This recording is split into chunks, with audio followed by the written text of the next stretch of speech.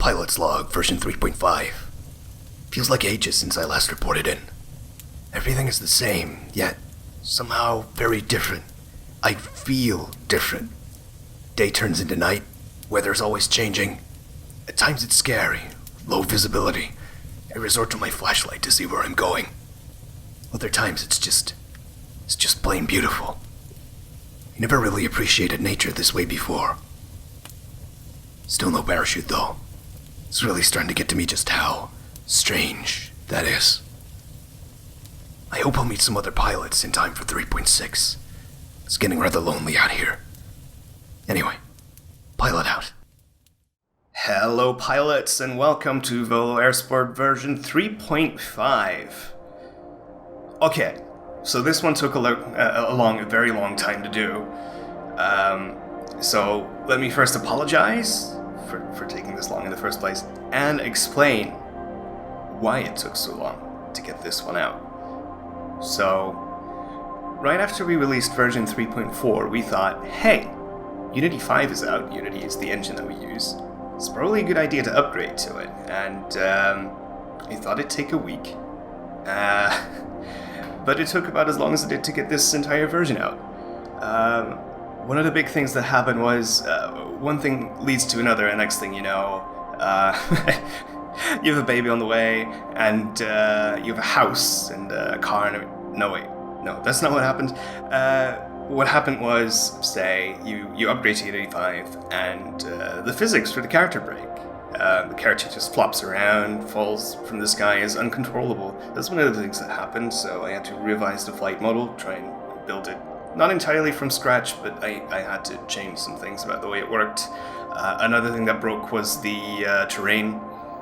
The shaders just completely broke. We used something with the Unity Asset Store, and it worked fine for us before, but we couldn't go on using it. So I took the opportunity to make new terrain shaders from scratch. A little more about this later.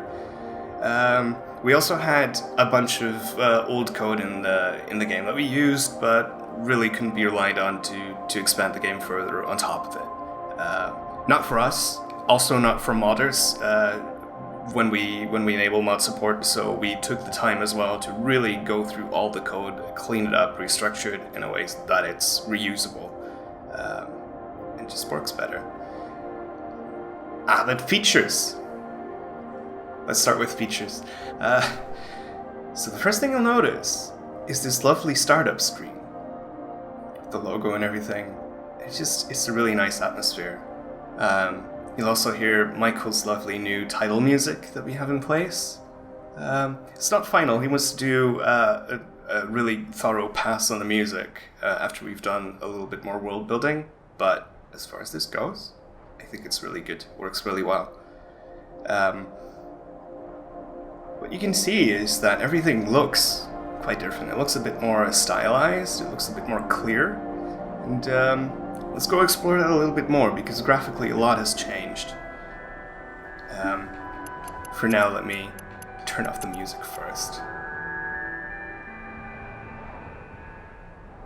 Oh yeah, now you can also hear the ambient sound we have in place. Just a little bit of wind and other things. Okay. So, the biggest thing about the way things look, actually let me go back in here, is that we have time and weather simulation. So I'll turn that on, and I'll make it run very fast, so you can see some of the variations of how this works. So, actually let's put it in time-lapse mode. There we go. Let's see how that looks. So we have morning turning into day. There's the sun scrolling by, and the lighting completely changes. And what also happens is that we have different weather conditions. They're fading in and fading out. So at times it can become very snowy, very foggy. If it snows heavily, you'll see the snow line lower, and everything, the entire terrain can get covered in snow, like it's completely winter, which completely changes the look and feel of everything. Oh, and now it's night. You can see the stars. Flying under these conditions is actually, I'll pause it and show you. It's very interesting. Let's start over here. So you have reduced visibility, and for that reason, Pilot now has a large spotlight on his head, so you can kind of still see where you're going. On this night, we have a very clear moon, so we can still see, well, depending on what your room's conditions are and how bright your screen is, you can still see where you're going, but if that moon is gone, you really don't see anything. That's not even taking into account the fog. There's also a lot of fog. Actually, let me just turn on the simulation again and see if anything starts rolling in. Now you can also hear the completely new audio that Michael did. It's a lot more intense, it's a lot more nuanced, there's a lot more layers, it's overall just better. Just move around a little so you can hear it.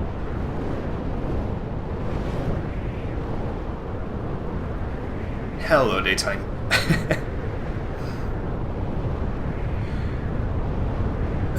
Right. Something that isn't completely new in this, but that we worked on a little bit more and have a lot of ideas for as to what we want to do in the future is the wind system. Let's respawn quickly. So you see these lines, these contrails extending from my body right now.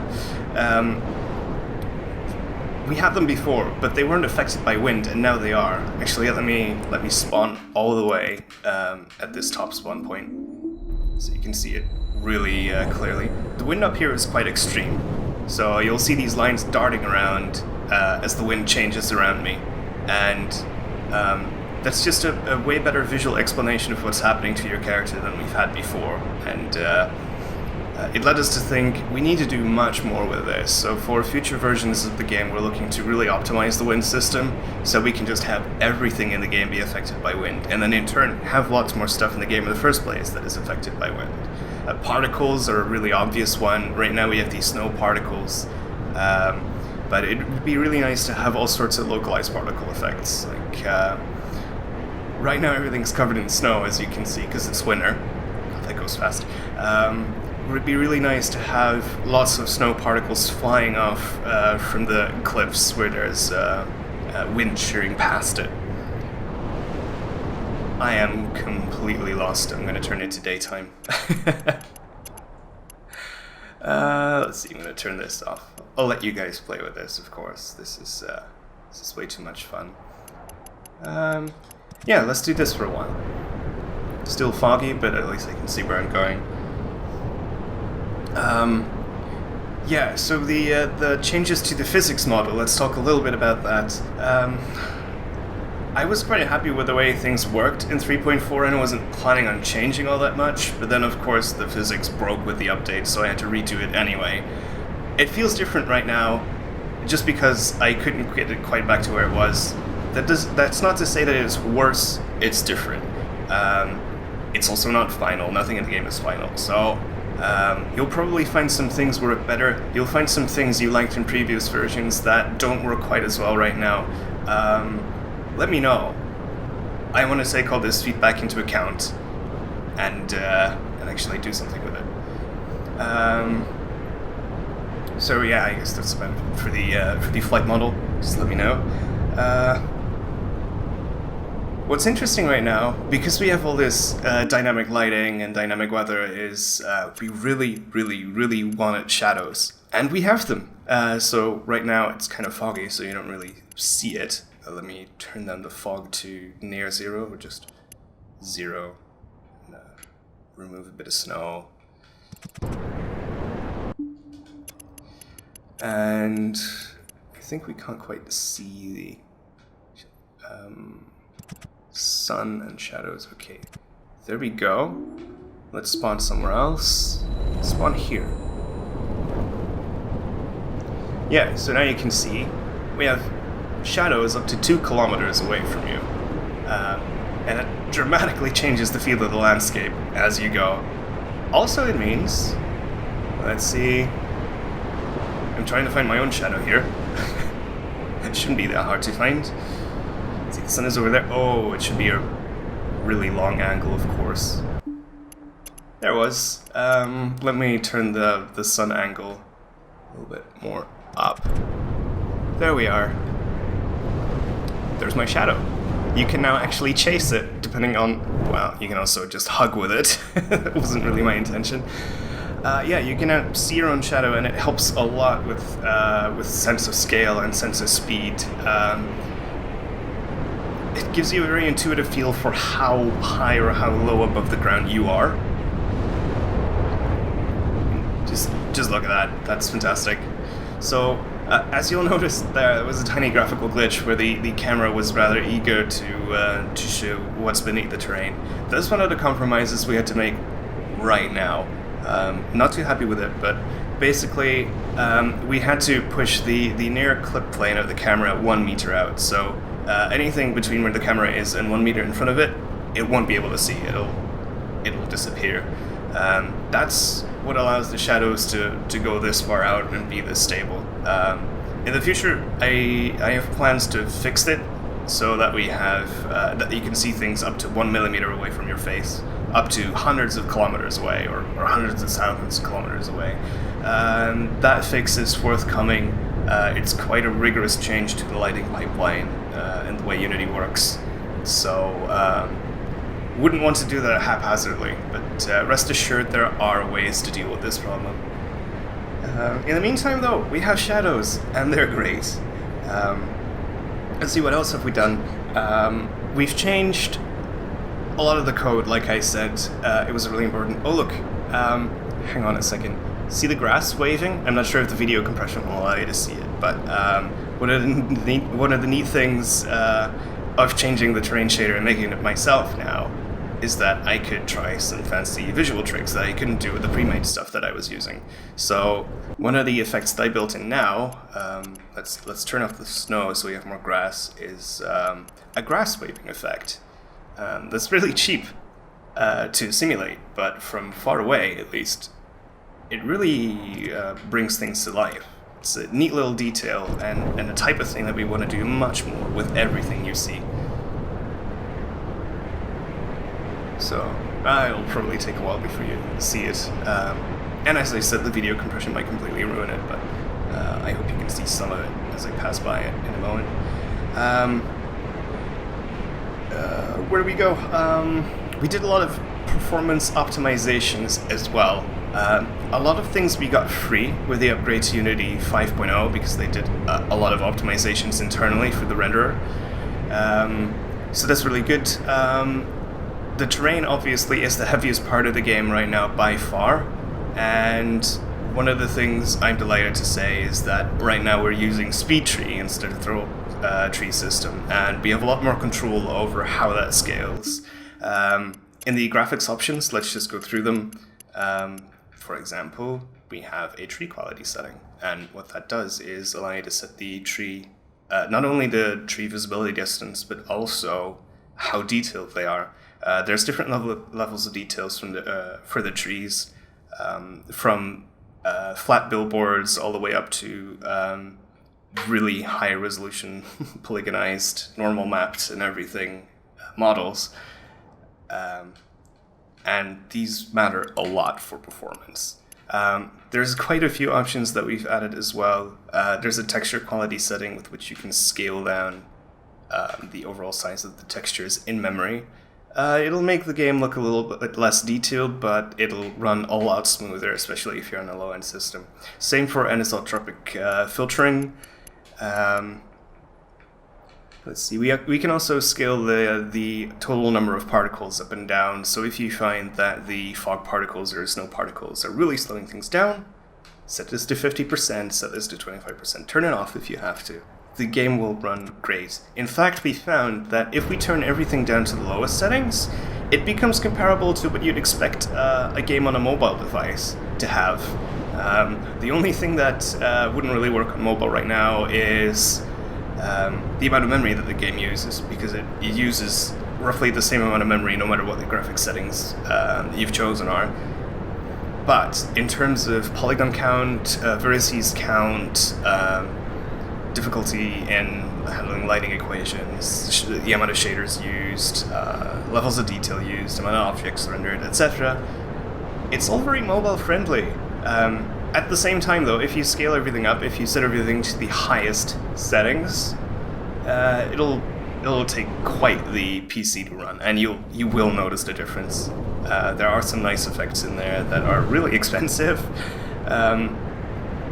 like things like motion blur, but that really spice things up. Let's see, what did we talk about? A quick thank you to all the people who helped test this release. For 2 months now, we've been releasing various test versions. In terms of test versions, this is, I think, the 8th release, and it helped so much. We were able to narrow down a lot of bugs and fix a lot of problems that people were having. It really helped polish this release in a way that we haven't been able to do with other releases. Incidentally, polish is something we also went for. You'll notice that if I respawn, there's a fade out and a fade in. If I go back to the start selection, there's also a fade in and a fade out. It used to glitch everywhere when you did this, and we really wanted to get rid of this. We really wanted to get rid of the prototype feel that we had and turn it into something that's actually a game that you can buy on Steam, and it feels not necessarily feature complete, but it feels nice. To that extent, what's next for Volo Airsport? There's a couple of things we'll be working on. We've been working with concept artists. I've shown little bits here and there on social media, and I might have on the blog. Actually, I'll put some images up right now so you can kind of see what we're going for. It kind of works together with the changes we've done to the way the game looks. We want to go for a slightly more stylized look, not sacrificing some properties of realism. What's important, for example, is that we keep the characters proportioned in a realistic way for the physics to work. So sense of scale and a sense of speed stay the same, but we can take some liberties in other places where if you just stayed with photorealism, you couldn't. And ultimately, this is a game, and we want to exploit the mechanics that we have right now in terms of aerodynamics. We want to exploit those in this game. So what we're wondering is how do wingsuits fly in extreme wind conditions that you just wouldn't find in the real world? Some people, I noticed, asked some questions about this as to why we're doing this kind of thing. For example, the winds at the borders of the level where you can surf indefinitely. It's really fun to use, but people wonder, hey, that's not realistic. Why are you doing this? The answer is, it's just so much fun. It takes the realistic mechanics with all the nuance that we've put into it, but it allows us to exploit them in a way that you wouldn't be able to in real life. Take a real life athlete for example, like Jeb Corlez. Do you really think he wouldn't enjoy being able to surf his wingsuit infinitely on some grand natural formation that acts much like a wind tunnel, but is much larger and allows you to traverse mountains with it? I think he would. I think he would give a lot of money for it. But you can't really do it in real life, but you can do it in the game. I think it's really important that we try stuff with that, because we've already found it's really enjoyable to use. Quick note on the Oculus Rift support, by the way. I feel I should address this. In the upgrade to Unity 5, they've done some performance enhancements, but they don't carry through to the Oculus Rift. One important thing that they did is make sure that even though you have 2 cameras, one for each eye, culling of all the geometry happens only once. This is really good. Unfortunately, it doesn't yet happen for the terrain, and our game is 99% terrain when it comes to rendering, so we don't really get that benefit yet. I went to Unite a couple of weeks ago, which is their event, and I was able to talk to some developers there, and they're on the case. So hopefully pretty soon they'll have that fixed, and we'll really be able to get a really solid Oculus Rift version out. Yeah, that's it for the Oculus Rift. Just have patience, as always. It's the same story. I hope everything will be a little bit more solid in terms of Oculus Rift development by the time the consumer hardware releases. Our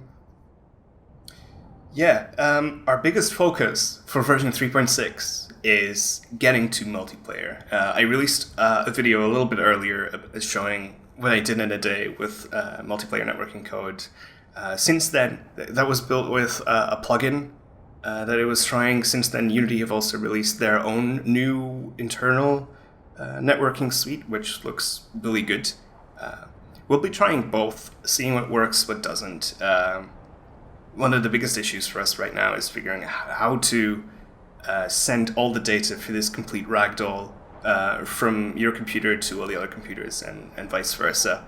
Because it's rather a lot of data. It's way more data per player than in, say, Half-Life or Team Fortress.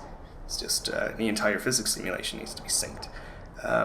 We'll have to take some shortcuts there, probably take some liberties, as you have to do in all multiplayer games, because they're never perfect. You just hide what goes wrong, and for us it'll be the same case where we figure out what can we get away with in terms of not sending data or not completely sending it.